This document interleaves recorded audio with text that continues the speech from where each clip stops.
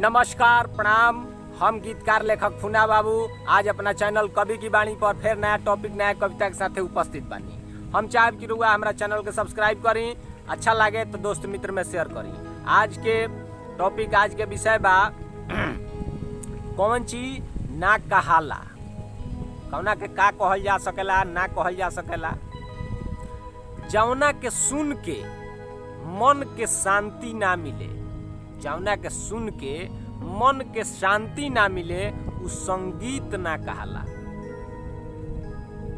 जौना के सुन के मन के शांति ना मिले, उ संगीत ना कहाला।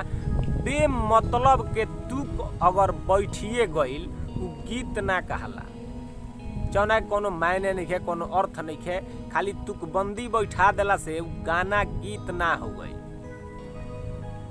केहू मौका पर मुंह मोड़ लेवे, मौका पड़ल बा और मुंह घुमा के चल देनी, उम्मीद ना कहाला। मौका पर जे मुंह मोड़ लेवे उम्मीद ना कहाला। हार जीत के खेल तो दुनिया में लागले बा, हार जीत के खेल तो दुनिया में लागले बा। बाकी कल बल छल से जे जीतल, उ जीत ना कहाला।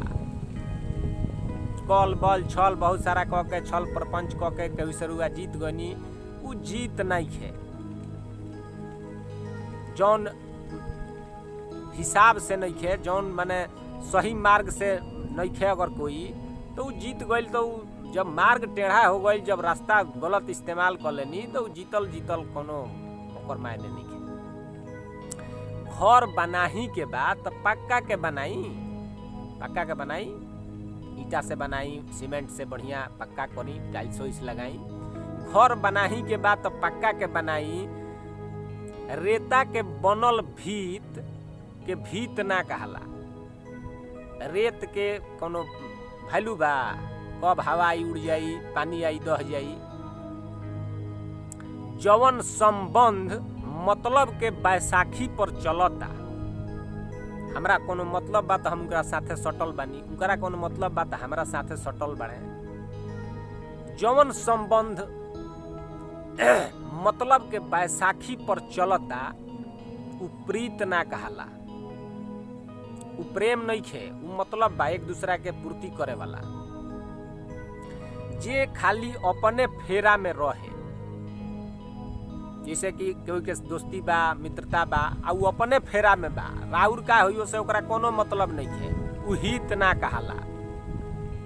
जे खाली अपने फेरा में रहे, उ हित ना कहाला। जौना के सुन के मन में शांति ना मिले, उ संगीत ना कहाला। बेमतलब के तुक अगर बैठ गईल, तो उ गीत ना कहाला।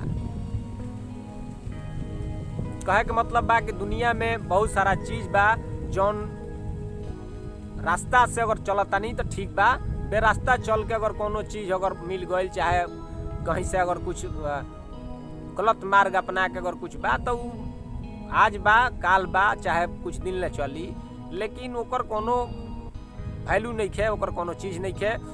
आ तमाम सारा बात बा, थोड़ा समझे के बा, थोड़ा गुने के बा, मने के बा, समझे के बा।